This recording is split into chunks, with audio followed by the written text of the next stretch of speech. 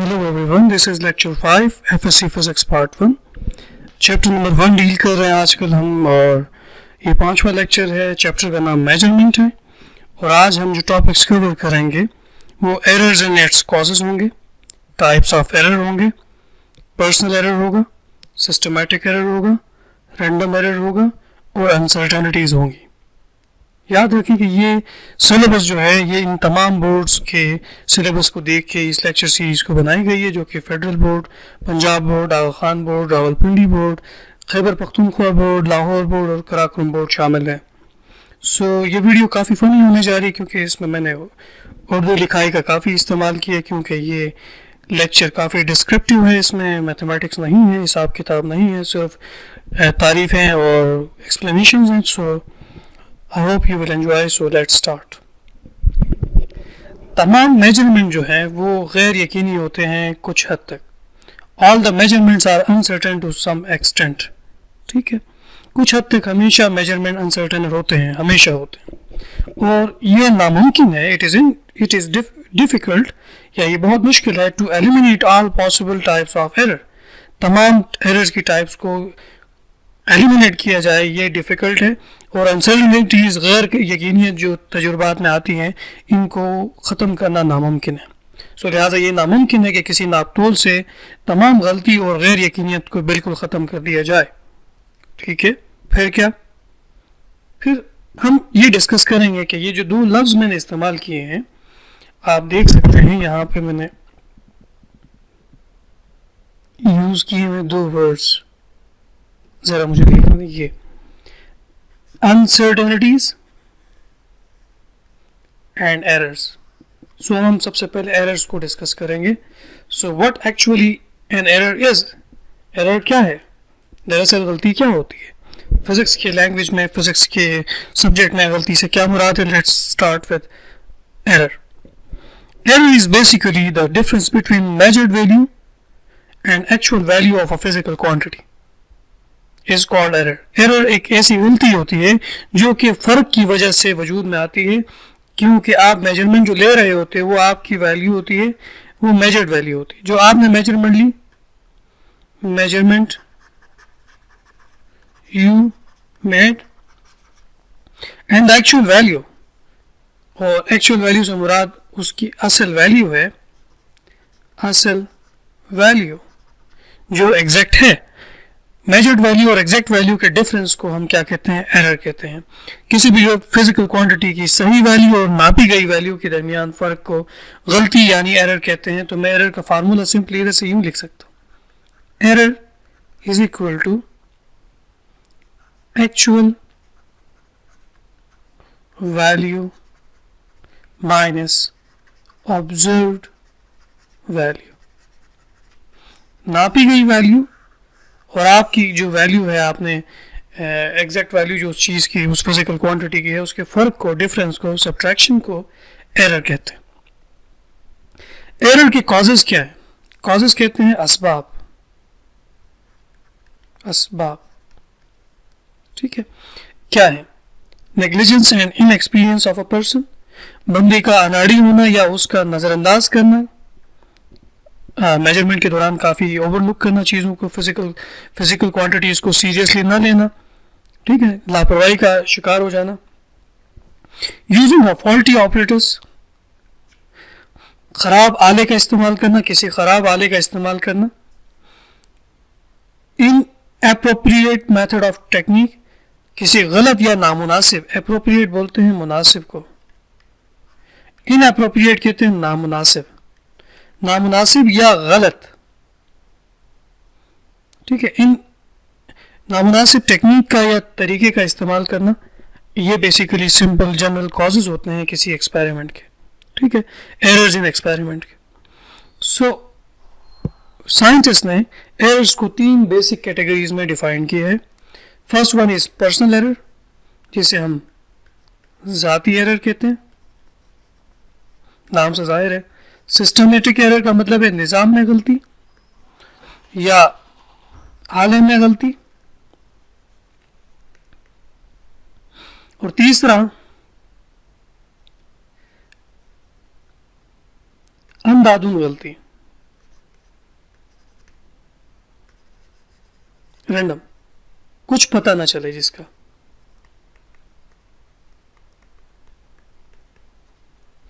ऐसे एरर जिसका कुछ पता ना चले। सो हम इसको डिटेल में वन बाय वन स्टडी करते हैं।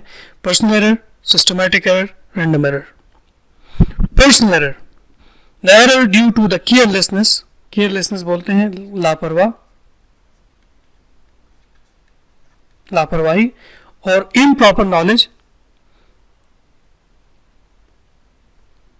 कलील इनफॉर्म नॉलेज, इल्म कम होना, लाइल्मी या लाइल्मी भी लिख सकते हैं, की बिना पे error due to the carelessness और inappropriate knowledge about an instrument, किसी आले के बारे में कम जानना या बिल्कुल ना जानने की वजह से और गैर यकीनियत यानी लापरवाही की वजह से, या रीडिंग का गलत लेना, किसी रीडिंग का गलत लेने की वजह से जो एरर आता है किसी एक्सपेरिमेंटर से, तजुर्बा करने वाले से। सो जो बंदा तजुर्बा कर रहा है उससे कोई गलती हो जाती है, लापरवाही हो जाती है उस आले के बारे में या तो उसको इल्म नहीं है या कम इल्म है, या उसने जो चीज़ नापी है उसका स्केल गलत नापा है, उसकी रीडिंग स्केल की गलत ली है। तो ऐसी गलती, इस तरह की होने वाली गलती को पर्सनल एरर कहते हैं। सो उर्दू में मैंने लिखा है वो गलती जो किसी लापरवाही या आले से लाइल्मी की बिना पर या स्केल के गलत रीडिंग करने की बिना पर वाक़ा हो, उसे ज़ाती गलती या पर्सनल एरर कहते हैं। ठीक है। सो कैसे ख़त्म किया जाए पर्सनल एरर को? बहुत सिंपल सी बात है। The error can be remove to some extent, काफ़ी हद तक, कुछ हद तक ख़त्म किया जा सकता है अगर the experimenter take care during the measurement of any quantity. Experimenter जो है, तजुर्बा करने वाला स्टूडेंट या साइंटिस्ट जो है, वो इस बात का ख्याल रखे कि वो मेजरमेंट बड़ी एहतियात से ले रहा है, and have a proper knowledge about the measuring instrument, उसके पास इंस्ट्रूमेंट के बारे में, आले के बारे में सफिशिएंट नॉलेज मौजूद है, काफ़ी इल्म मौजूद है जो उसके पास होना चाहिए इस एक्सपेरिमेंट को परफॉर्म करने के लिए। सो अगर तजुर्बा करने वाला ख्याल रखे या ख्याल करे कि उससे गलती ना हो फिजिकल क्वांटिटी की मेजरमेंट के दौरान, और उसे आले के बारे में पूरा इल्म हो, तो इस गलती को ख़त्म किया जा सकता है। सही है। So next is systematic error, आले में गलती या निज़ाम में गलती, आले के निज़ाम में, सिस्टम में गलती। The error due to the faulty operators, faulty खराब ऑपरेटर्स, आले का इस्तेमाल, and poor calibration of instrument, instrument में जो मार्किंग हुई है, मार्किंग अगर गलत हुई है इंस्ट्रूमेंट में, तो ये एरर वाक़ा होता है। सो ऐसी गलती कि जिसकी वजह से ख़राब आला हो या गलत कैलिब्रेशन हो। ठीक है। जो कट्स लगे होते हैं मेजरमेंट के दौरान, रीडिंग लेने के लिए जो कैलिब्रेशंस होती हैं वो गलत हों, तो इस आले में जो गलती होगी वो सिस्टमैटिक गलती या सिस्टमैटिक एरर होगा। सही है। सो ऐसी गलती जिसकी वजह ख़राब आला हो या गलत कैलिब्रेशन हो आले में, तो ऐसे एरर को सिस्टमैटिक एरर कहते हैं। और इसको कैसे ख़त्म किया जाए, हाउ टू मिनिमाइज, या कम किया जा सके या ख़त्म किया जा सके। फर्ज करें आपके पास एक घड़ी है, वॉच, और ये टीवी में मौजूद चैनल में टाइम है लेट से 12 बजे। ठीक है। और आपने 12 बजे के दौरान घड़ी को 12 बजे ही सेट किया हुआ, दिस इज 12, 3, 6, 9। सो ये आपकी वॉच है, ये स्टैंडर्ड वॉच है, ये कोई फर्ज करें टीवी का टाइम है, चैनल का, टीवी में चाहे चैनल में कोई टाइम है जो 12 बजे आपने कैलिब्रेट कर दिया। थोड़ी देर के बाद आप देखते हैं टीवी में 3 बज चुके हैं, जबकि आपकी घड़ी में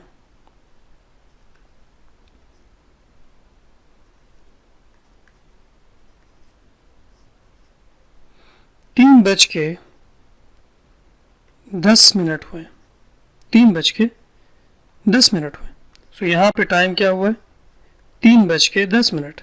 तो लिहाजा आपकी घड़ी जो है उस टीवी की चैनल के स्टैंडर्ड टाइम से 10 मिनट आगे। तो इसका मतलब है कि आपका एरर पॉजिटिव है, तो तो ये एरर बेसिकली किसका है? This is systematic error. सही। और एरर क्या है? पॉजिटिव है। सो एरर पॉजिटिव है तो ऑब्वियसली स्टैंडर्ड वॉच से टाइम को सब्ट्रैक्ट करेंगे। अपनी घड़ी का 10 मिनट का टाइम आप एज्यूम करेंगे कि 10 मिनट पीछे है, आपकी घड़ी 10 मिनट आगे है, तो आप एक्चुअल टाइम बताने से पहले अपनी घड़ी के टाइम से 10 मिनट को सब्ट्रैक्ट करेंगे। सही है। सो ये एक एग्जांपल है सिस्टमेटिक एरर को कम करने के लिए या ख़त्म करने के लिए, कम करने के लिए। सो इन स्टेप्स को मैंने यहाँ पे रिप्रेजेंट किया हुआ है। Compare the faulty instrument with some accurate and standard instrument. खराब आले को आप स्टैंडर्ड इंस्ट्रूमेंट से कंपेयर करें, मवाजना करें। फर्ज करें ये 3 बज रहे हैं, स्टैंडर्ड इंस्ट्रूमेंट और ये आपकी वॉच 3, 2। ठीक है। सो अगर आप ये करते हैं और इसके सब्ट्रैक्शन निकालते हैं, तो आप सब्ट्रैक्शन कैसे निकालोगे? 3:10 सब्ट्रैक्ट करोगे 3 बजे से, तो ये बनेगा 3 और 3 माइनस हो जाएगा, तो फर्क जो आएगा वो बेसिकली 0.10 का आएगा। सो ये जो फर्क है ये बेसिकली क्या है? पॉजिटिव है। ये फर्क जो है, इस फर्क को आपने अपनी घड़ी से, अपनी वॉच से सब्ट्रैक्ट करना है। ठीक है। तो आपने क्या किया? Compare the faulty instrument with the accurate and standard instrument. The difference of two can be added और subtracted to the measurement. If the error is positive, जैसा कि हमारे केस में पॉजिटिव है, तो it will be subtracted from faulty instrument. खराब वाले से आपने उसको सब्ट्रैक्ट करना है ताकि उसमें गलती सुधारी जा सके। तो आपकी घड़ी में 3:10 थे, जबकि स्टैंडर्ड वॉच में 3 बजे थे, तो आप अपनी एक्चुअल घड़ी के टाइम को 10 मिनट बैक करेंगे, क्योंकि एरर पॉजिटिव है तो सब्ट्रैक्ट करेंगे। इसी तरह आपकी घड़ी में अगर 2:50 होता है, टाइम 2:50 होता है, तो आपकी घड़ी 10 मिनट पीछे है, तो एरर नेगेटिव है। तो आप क्या करेंगे? स्टैंडर्ड इंस्ट्रूमेंट से हम कंपेयर करने के बाद अपनी गलती सुधारने के लिए जो फॉल्टी ऑपरेटर्स है उसमें 10 मिनट ऐड कर देंगे। So this is how you can remove the systematic और मिनिमाइज द सिस्टमेटिक एरर। अब अगला एरर जो है वो रैंडम एरर है। रैंडम एरर जो है, जो एक रैंडम गलती है, ऐसी गलती है अंधाधुंध है जिसका अंदाजा नहीं है आपको। सो इसकी डेफिनेशन क्या है? The error due to the repeated measurement. बार बार मेजरमेंट के बावजूद एक ही क्वांटिटी को आप बार बार मेजर करें एक ही कंडीशंस में, तो उसके डिफरेंट वैल्यूज आ जाएं, तो ऐसे एरर को रैंडम एरर कहते हैं। एक जैसे हालात में एक ही क्वांटिटी को बार बार मेजर करने से इसकी मकदार में फ़र्क को रैंडम एरर कहते हैं। ठीक है। मिसाल के तौर पे आप एक पेंडुलम लेते हैं, इस पेंडुलम को आप छोड़ देते हैं और इसका टाइम पीरियड नापते हैं T1, तो वो आता है 1.2 सेकेंड। इसी को दोबारा नापते हैं तो फिर T2 जो है आ रहा है 1.3 सेकेंड। फिर T3 नापते हैं तो ये 1 सेकेंड आता है। T4 निकालते हो तो ये 1.6 सेकेंड आता है। तो ये जो फ़र्क आ रहा है ये आप प्रेडिक्ट नहीं कर पा रहे, हालांकि आपका पेंडुलम की लेंथ वही है, एंगल वही है, ठीक है, हर चीज़ वही है, मास ऑफ बॉब भी वही है, सब कुछ वही है, उसके बावजूद भी हर बार टाइम पीरियड जो है वो डिफरेंट आ रहा है। हालांकि आप सिस्टमेटिक एरर को भी रिमूव कर चुके हैं, पर्सनल एरर भी नहीं है, सब कुछ परफेक्ट होने के बावजूद भी इस टाइम में तब्दीली क्यों आ रही है? क्योंकि हो सकता है वहाँ पे गर्मी बढ़ती शुरू हो जाए, हो सकता है कि पेंडुलम की लेंथ चेंज हो गई हो गर्मी की वजह से, टेम्परेचर के बढ़ने की वजह से, हो सकता है कि आपका सिस्टम परफेक्ट वैक्यूम में नहीं है तो वहाँ पे हवा चल रही हो, विंड भी हो सकता है,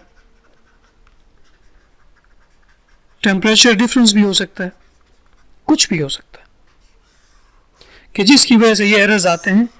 तो लिहाजा अब हम रैंडम एरर को इस एग्जांपल से कनेक्ट करते हैं। The error due to repeated measurement of same quantity under same condition that results in different value of the same measurement, same quantity is called random measurement. Random error एक हालात में एक ही गलती को बार बार major करने से इसकी मिकदार में फ़र्क को रैंडम एरर कहते हैं। अब सवाल है कि इस गलती को कैसे सुधारा जा सके? तो जवाब सिंपल है, गलती मेजर करने से तो नहीं सुधर सकती। हाँ, बार बार मेजर करके आप उसकी गलती को कम कर सकते हो। तो इसका क्या मतलब है? इस गलती को, रैंडम एरर को कम करने के लिए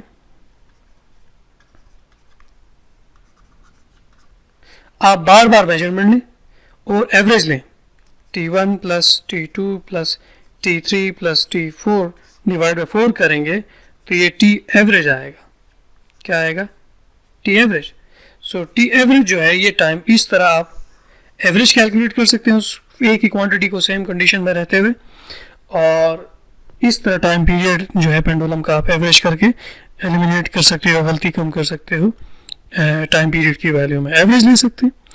और दूसरा ये कि आप अपने लैब के अंदर मौजूद टेम्परेचर को कंट्रोल रखें, फिक्स रखें, कोई विंड ब्लो ना करे, हवा ना चल सके, तो आप अपनी लैब की कंडीशन को कंट्रोल में रखें। रैंडम एरर को ख़त्म करने के maintaining a strict control condition in laboratory, repeating measurement several times, एक ही मेजरमेंट को एक ही कंडीशन में बार बार रिपीट करो और उसका एवरेज ले लो, जैसा कि हमने यहाँ पे किया। ठीक है, so this is all about errors. और लास्ट में अनसर्टेनिटी कैसे अराइज होती है? अनसर्टेनिटी कहते हैं गैर यकीनियत। गैर यकीनियत, गैर यकीनियत कैसे उभरती है? 3 वजह है। Limitation of measurement instrument, measuring instrument की लिमिटेशन की वजह से,